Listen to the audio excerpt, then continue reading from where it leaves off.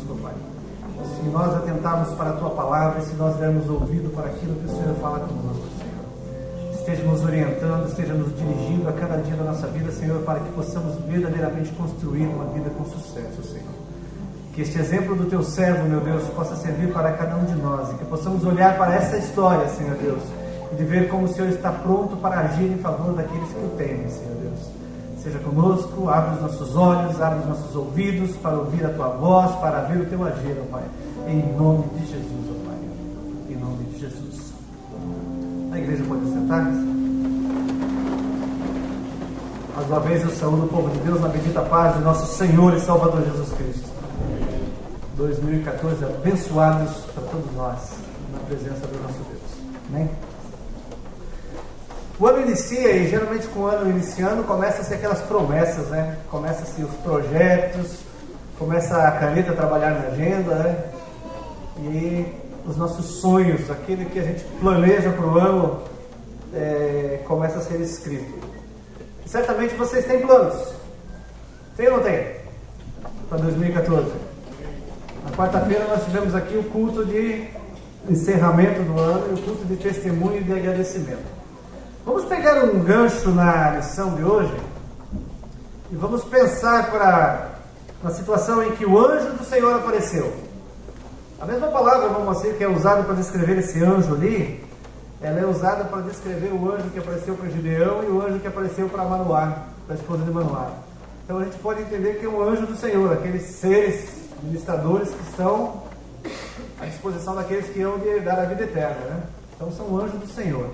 Então vamos imaginar que um anjo do Senhor, ele veio lá no dia 31 de dezembro de 2014 falar conosco hoje.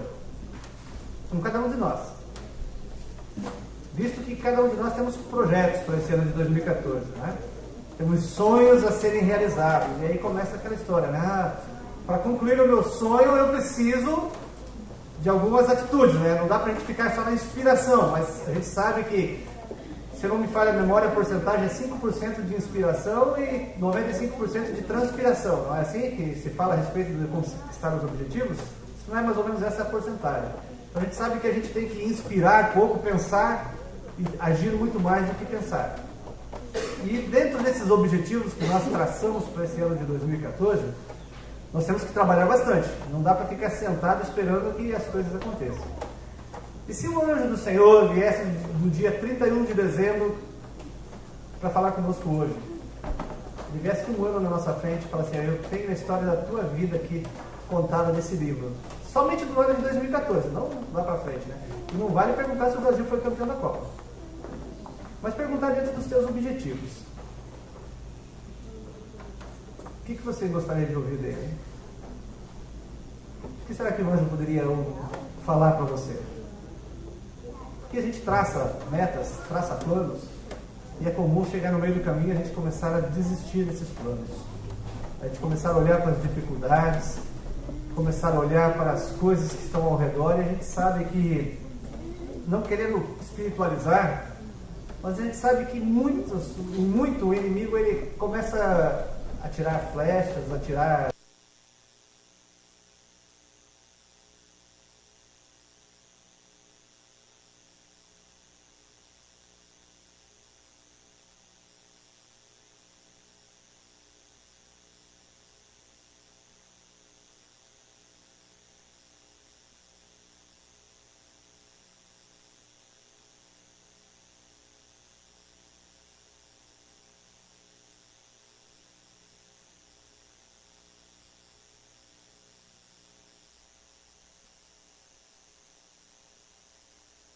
Você lutar para isso. E uma coisa é certa: Deus quer te ajudar. Deus quer te ajudar. Mas a resposta do anjo para você vai depender nos 90%, 95% da tua transpiração, do seu agir para que as coisas aconteçam. E quando eu estava programando, pensando nessa reflexão, eu imaginei construindo um ano com sucesso. Mas o ano acaba. E a vida vai adiante. E a vida segue. E a gente sabe que muitos sonhos que a gente traça para um ano se realizam no tempo de Deus. E quem sabe o tempo de Deus é daqui a 2 anos, daqui a 3 anos. Por isso nós precisamos construir uma vida com sucesso. E olhando para a história de Eliseu, olhar nessa história que nós lemos, que a Lívia leu aqui, e começar a analisar em 4 pontos dela, para que a gente possa construir uma vida com sucesso. O rei da Síria, ele estava cercando o povo de Deus, e era um exército muito poderoso, muito numeroso. E a história nos conta que cada vez que ele planejava, e a gente sabe que nessa época em que é contada a história, o que valia demais era a estratégia. A estratégia era fundamental para derrotar o inimigo. Quem gosta, como eu, de assistir esses filmes de época medieval, é interessante, né? Eu gosto muito de assistir filme dessas guerras assim, medievais, a história que se passavam, né? E quem assiste vê que a estratégia fala por demais. Exércitos numerosos que foram derrotados por exércitos menores. Por quê? Porque a estratégia contou. E o rei da Síria tinha ideias para atacar o povo de Deus, e aquelas ideias, aqueles projetos que ele fazia no seu quarto, de repente era delatado. E até que chega um ponto que esse rei, ele fica indignado, e ele fala assim, mas tem algum traidor do nosso meio, que tudo aquilo que eu planejo fazer, vai lá e conta para o rei de Israel. E aí, de tanto ele ficar indignado, de tanto ele questionar, alguém falou assim, olha, não é daqui não. É lá do meio deles alguém que está relatando para o rei de Israel o que o Senhor planeja fazer. E aí, mais uma vez, esse rei tem uma infeliz ideia. Bom, já que existe alguém fazendo traçando contra a gente, vamos lá e vamos acabar com ele. E aí pronto, aí a gente consegue derrotar Israel. E ele vai com um exército numeroso, que a Bíblia fala que Geazi, quando ele sai para fora, ele vê um exército numeroso cercando ali. E esse Geazi, ele fica desesperado, porque ele olha, ai meu Senhor, o que nós vamos fazer agora, porque estamos cercados. Mas aí é interessante a questão de você estar em comunhão com Deus. O fato de você saber que Deus é por nós. E olhar para o texto que diz, se Deus é por nós, quem será contra nós? E Eliseu chega para Geazi e fala assim, olha, mais são os que estão por nós do que os que estão com eles, do que os nossos inimigos. E ele ora a Deus, para que Deus mostrasse para ele aquilo que ele já estava vendo. Porque, certamente, assim como Deus chegava para Eliseu e mostrava todos os planos do exército inimigo, quando nesse momento o rei planeja cercar Eliseu, Deus já tinha mostrado para Eliseu, olha, tem um exército numeroso lá fora, mas muito mais numeroso do que o exército que está te cercando são os meus anjos que estão por aí, por trás deles. E a gente pode olhar para a história, e eu quero crer que isso ele acontece nas nossas vidas, que é a palavra de Jesus, quando estava ali para ser preso, e Pedro desembanha a espada, e ele corta a orelha do soldado, e Jesus fala, para Pedro, porque se eu quisesse, 12 legiões de anjos estariam aqui para me servir. Deus mandaria, o Pai me mandaria 12 legiões de anjos, olha, 72 mil anjos estariam aqui para me servir. E nós somos filhos de Deus. Imagine o que Deus faz. E a gente sabe que na história bíblica, um anjo apenas, ele acabou com um exército de 120 mil homens. Talvez Deus não precise mandar 72 mil anjos para te defender, mas um anjo que ele coloca ao teu lado, e a Bíblia fala que o anjo do Senhor acampa ao redor do que o teme e o livra. E isso nós temos que ter como uma certeza e uma segurança para a nossa vida. E aqui nessa história, Geazi tem os seus olhos abertos por Deus e ele consegue ver aquela multidão de anjos que estavam, do exército de Deus, que estava por trás do exército inimigo. E aí Eliseu ora, o exército inimigo fica totalmente cego, Eliseu toma aqueles homens, leva para o meio da cidade, e o rei tem uma ideia de acabar com eles, e Eliseu fala, não, ao contrário disso, você vai servi-los agora, vai preparar um banquete para o inimigo. E os olhos dos inimigos foram abertos, eles se alimentaram e depois voltaram para o seu país, para o seu exército. E dentro dessa história, nós precisamos ver de como Deus age para que a gente possa construir uma vida com sucesso. Olhando para a história de Eliseu, alguém que estava ali cultivando a terra, passa o profeta Elias, joga a capa sobre ele, ele larga tudo que estava fazendo, segue o Elias, se torna um seguidor de Elias. Quando Elias está para ser levado aos céus, ele tem uma atitude de ousada. E eu coloco isso de uma forma assim que eu não sei se eu teria essa ousadia de Eliseu.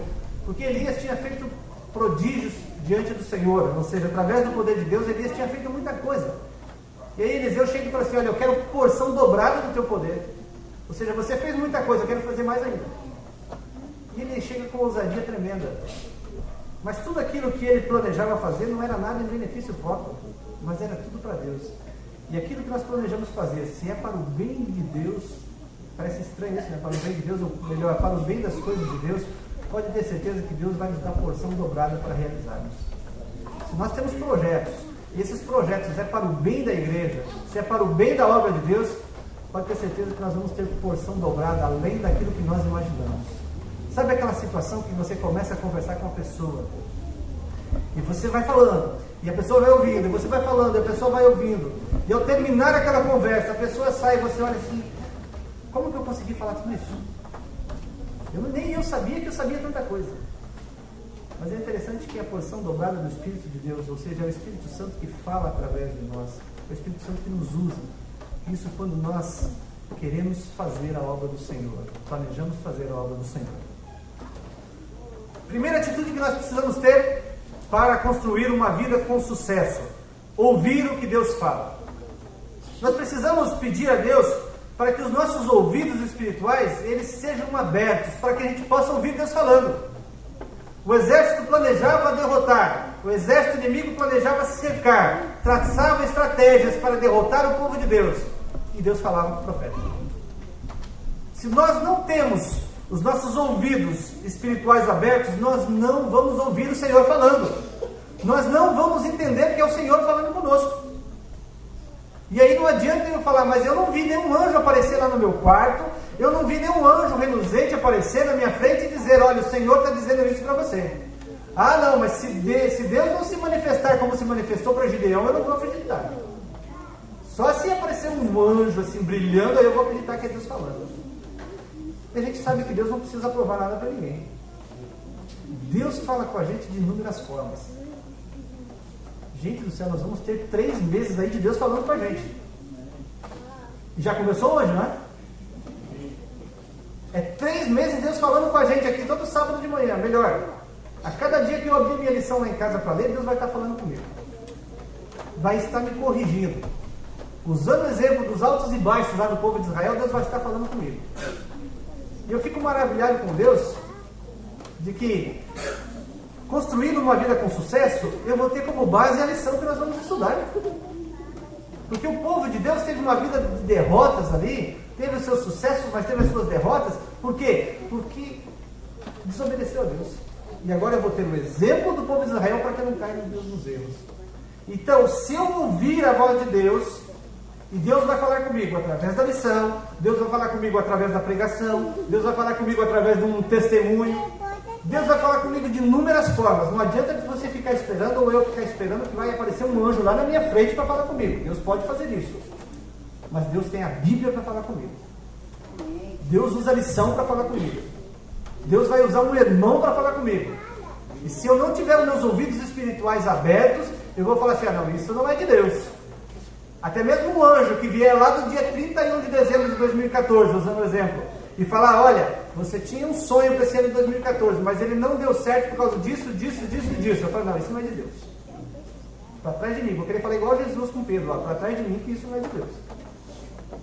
Mas uma vez que eu tenho os meus ouvidos espirituais abertos, isso eu vou conseguir, dobrando meu joelho no chão, falando: Deus, que eu possa estar atento à tua voz, Senhor. Que eu possa estar atento ao Senhor falar.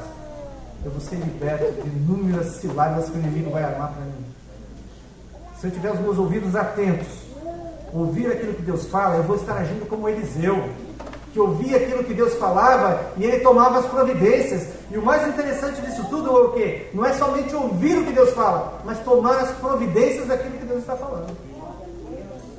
Se Deus estiver falando para mim: Divaldo, você tem sonhos para esse ano de 2014, ore mais. O que eu vou ter que fazer? Não sei por que motivo, mas eu vou ter que colocar o meu joelho no chão, mas eu vou ter que orar. Porque é aí que acontece. Quando eu me coloco de joelhos no chão para falar com Deus, eu vou me fortalecendo. Eu vou me fortalecendo. Por quê? Porque eu ouço a voz de Deus.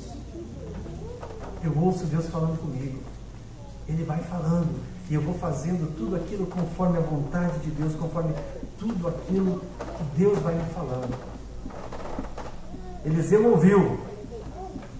Isaías, no capítulo 30, verso 21, ele diz assim: quando desviares para a direita, ou quando desviares para a esquerda, os teus ouvidos ouvirão uma voz atrás de ti, e uma palavra dizendo: este é o caminho, andai por ele. Ou seja, quando você estiver numa encruzilhada, e você não souber, olha, é para cá ou para cá, onde eu vou, Senhor? Aí você vai ouvir uma voz dizendo assim, ó, este aqui, ó, é o caminho, andai por ele. Mas se eu não tiver nos meus ouvidos espirituais atentos, eu não vou ouvir Deus falando. Ora a Deus, e peça que Deus abra os seus ouvidos para que você possa ouvir. Assim como Geazi, que Eliseu pediu, os olhos deles foram abertos, os teus ouvidos vão ser abertos, e você vai entender, é Deus falando comigo. A cada lição que você ler, é Deus falando contigo. A cada pregação que você se colocar aqui disposto a ouvir a palavra de Deus, Deus vai falar contigo. A cada cântico que nós cantarmos aqui, Deus vai estar falando contigo e você vai entender. Olha, Deus falou comigo hoje. Você vai entender. E você vai tomar as atitudes, assim como Eliseu, que ouviu a voz de Deus. Ver o que Deus mostra. Precisamos ver o que Deus está mostrando. E Eliseu teve essa visão. Geazi viu o exército inimigo, Eliseu viu o exército ajudador. Não olhar somente as dificuldades. Tem pessoa que só vê problema na frente. Você vai falar com uma pessoa, a pessoa tem um monte de ideias. Ah, mas eu acho que não vai dar certo por causa disso. Começa a colocar um caminhão de problemas na frente.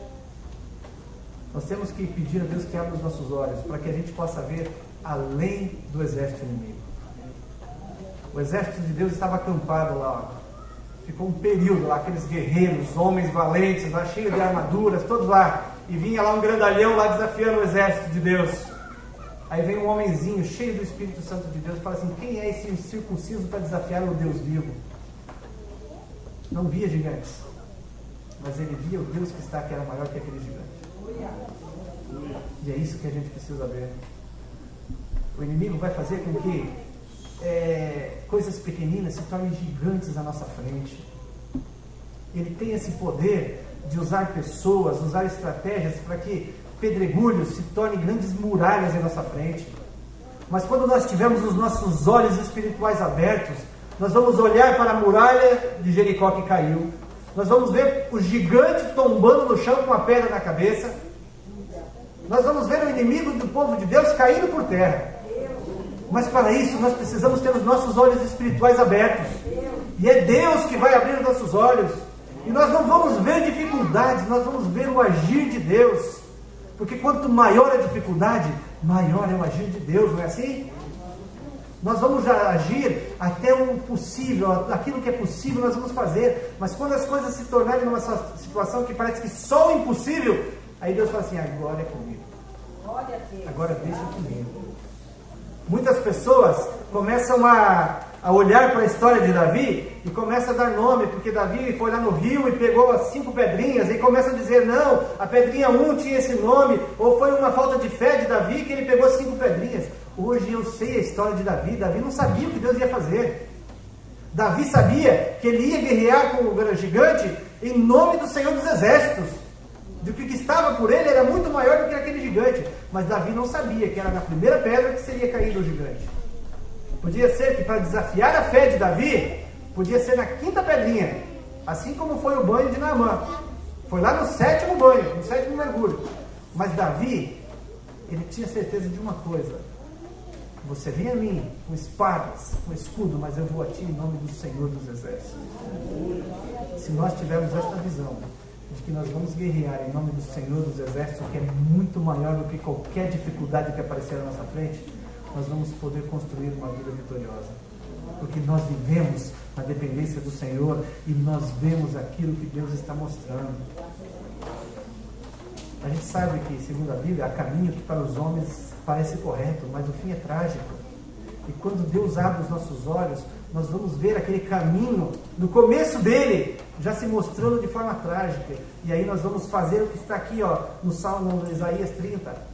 Quando nós estivermos naquela dúvida, nós vamos ouvir uma voz de trás de nós dizendo assim: olha, o caminho é esse aqui, ó, segue por ele. Porque nós ouvimos E nós vimos Deus falando, porque o nosso ouvido e a nossa visão espiritual foram abertas. Outra atitude que nós precisamos ter: falar o que Deus ensina. Existe um problema sério que nós precisamos ter o cuidado. E a gente vê que isso não é novo, isso vem lá de Moisés. A Bíblia fala que quando Moisés desceu lá no Monte Sinai com as tábuas de pedra, e depois Paulo vai relatar essa história, Moisés precisou cobrir o rosto porque o pessoal não conseguia ver a glória de Deus que estava estampada no rosto de Moisés. Só que essa glória foi acabando. E Moisés não queria que essa glória acabasse. E ele permaneceu com o rosto coberto. E depois Paulo explica que mesmo a glória tendo se esvaído, Moisés ainda permanecia com o rosto coberto, porque o pessoal olhava assim: Moisés ainda está com a glória de Deus. E muitas vezes a gente tem que tomar o cuidado, porque Deus fala através da gente. Mas chega um ponto que Deus para de falar. Aí o Edivaldo começa a falar. E isso é extremamente perigoso, porque quando o Edivaldo começa a falar, começa a vontade dele prevalecer, e não a vontade de Deus. E a gente tem que falar, e a gente tem que ensinar aquilo que Deus manda. Aquilo que Deus manda. E a gente tem que pedir a Deus ajuda, para que a gente não continue falando depois de Deus ter se calado. Deus fala. E como fala? Mas Ele para de falar. E o problema sério está em eu continuar falando. E esse eu é cada um de nós. Seja aqui na igreja, seja na hora de ministrar um curso bíblico, seja na hora de aconselhar uma pessoa. Nós precisamos ter um cuidado de saber que Deus está falando e saber que Deus para de falar. E saber o momento em que Deus parou de falar e o momento em que eu continuo falando. Nós precisamos pedir a ajuda de Deus para que a gente não cometa esse erro. E Eliseu fazia e falava aquilo que Deus mandava, aquilo que Deus instruía ele ia lá e falava: olha, o exército inimigo está cercado, está lá em tal lugar, tome as providências, rei. Aí ele fazia aquilo que Deus mandava. E nós precisamos ter isso em mente. Saber a hora que é necessário descobrir o rosto, porque a glória de Deus já se foi do meu rosto. E isso só é possível com Deus nos ajudando, o Espírito Santo falando em nossas vidas, o Espírito de Deus agindo em nossas vidas, para que a gente não cometa erros. Porque ai daquele que disser que o Senhor falou sem Ele ter dito. E a gente sabe que inúmeros erros já foram cometidos em vários lugares. Por quê? Porque pessoas se levantaram dizendo assim: Deus falou tal coisa, e Deus não tinha falado coisa nenhuma. Eu me lembro até hoje, o Osni vai lembrar dessa história. Nós estávamos numa igreja, numa inauguração de uma igreja, e o pastor toma conta da igreja e fala assim: olha, Deus me mostrou que hoje estaria um sol tremendo. Ele acabou de falar, começou a trovoadas e chover como eu nunca vi. Aí daquele que o Senhor disser que o Senhor disse, e ele não disse coisa nenhuma. O Senhor eu falou. Então precisamos ter o cuidado de ensinar aquilo que Deus quer que nós ensinemos. Falar aquilo que convém que nós estejamos falando. A nossa palavra, segundo Jesus, tem que ser sim, sim ou não, não. O que passar disso é o quê? Olhe bem o que vocês estão dizendo, não é vocês. É o que a Bíblia está dizendo, o que Jesus está dizendo. O nosso dizer, o nosso proceder, o nosso falar tem que ser sim, sim ou não, não. O que passar disso, o diabo está falando na nossa boca. É procedência maligna. E a gente sabe que essa linha ela é muito tênue. Porque Pedro estava lá, Senhor, tu és o Cristo, Filho do Deus vivo. Bem-aventurado Simão Bar-Jonas, porque não foste vós, mas o Espírito Santo que falaste. Aí no momento seguinte, Jesus olha para ele e repreende: para trás de mim, Satanás. Porque o diabo estava falando na boca de Pedro. Nós precisamos ter esse cuidado. Ensinar aquilo que Deus manda. Fazer segundo o que Deus manda. Fazer o que Deus manda. Eliseu não fazia nada sem a ordem de Deus. E nós precisamos ter esse mesmo costume de Eliseu. Tudo aquilo que Eliseu ia agir, Deus, faça dessa forma, faça desse jeito. Nós precisamos pedir o conselho de Deus, porque é Ele que sabe todas as coisas. Quando eu me referi ao anjo que viria lá de 2014, é porque Deus já sabe o final de 2014, o final de 2015, 2016, Deus já sabe tudo lá na frente. Ele conhece tudo. E quando nós nos colocamos perante Ele, por mais que eu tenha sonhos e aos meus olhos este sonho assim, parece que é uma coisa assim maravilhosa para a minha vida, mas Deus sabe se isso é maravilhoso ou não. Deus sabe se aquilo que você planejou, se você colocou como alvo para a tua vida em 2014, isso vai ser bom ou não vai ser bom. E aí a gente precisa, Deus, posso agir dessa forma? Nós precisamos aprender a sonhar os sonhos de Deus. Sonhar os projetos de Deus, ou seja, planejar ou projetar os projetos de Deus. Porque quando nós projetamos os projetos de Deus, nós não vamos ser frustrados. Nós vamos agir segundo aquilo que Deus sonhou para a gente. Eu já tive por inúmeras vezes meus projetos mudados. Por quê? Porque aquilo que eu olhava e falava assim, isso é muito bom para mim. E aí você começa a agir naquilo que você planejou e você vai vendo que as coisas vão acontecendo de forma toda errada daquilo que você planejou.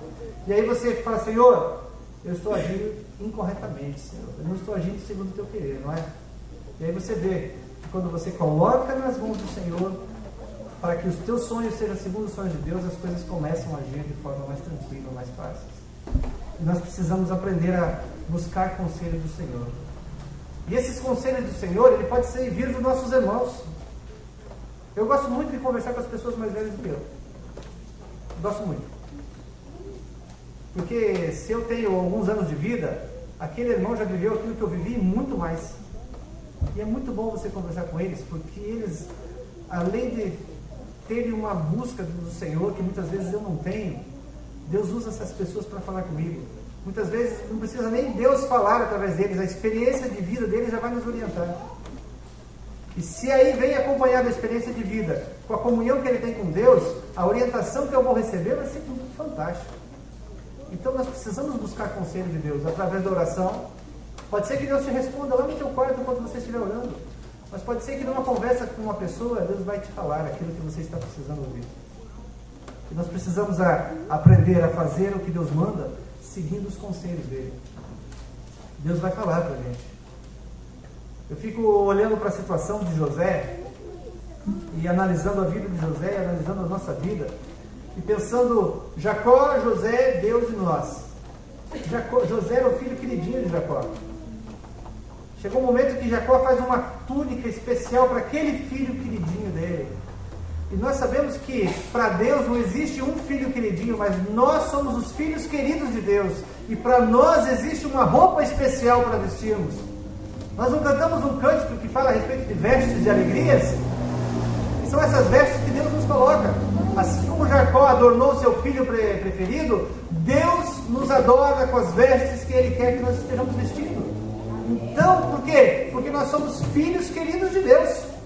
Mas nós precisamos agir como filhos queridos de Deus. José, esse mesmo homem que era filho querido de Jacó, ele era querido de Deus. E Deus dava sonhos para ele. Ou seja, a vida de José não era apenas de um ano, mas ele teve que esperar 13 anos para que de repente o sonho dele se concretizasse. Lá vem o jovem sonhador. Mas ele estava sonhando os sonhos de Deus. Ele estava tendo uma atitude de quem estava agindo segundo os sonhos de Deus. Olha lá os fardos de feno, de trigo, se prostrando perante o meu. A lua, o sol e as estrelas se prostrando perante mim. E não foi isso que aconteceu 17 anos depois? Quando seus irmãos vão lá se prostrar perante ele? Nós precisamos sonhar os sonhos de Deus. Quando nós sonhamos os sonhos de Deus, pode ser que não aconteça nesse ano de 2014. Pode ser que venha em 2015, quem sabe em 2016. Mas quando nós estivermos sonhando os sonhos de Deus, nós vamos saber esperar. E José, ele soube esperar o tempo certo das coisas acontecerem. Passou por inúmeras situações em que ele poderia ter desanimado. Foi vendido como escravo. Sofreu injúrias, calúnia. Foi atacado. Foi preso novamente. Foi afrontado pelo copeiro. Mas em tudo permaneceu fiel a Deus. E é isso que nós precisamos aprender.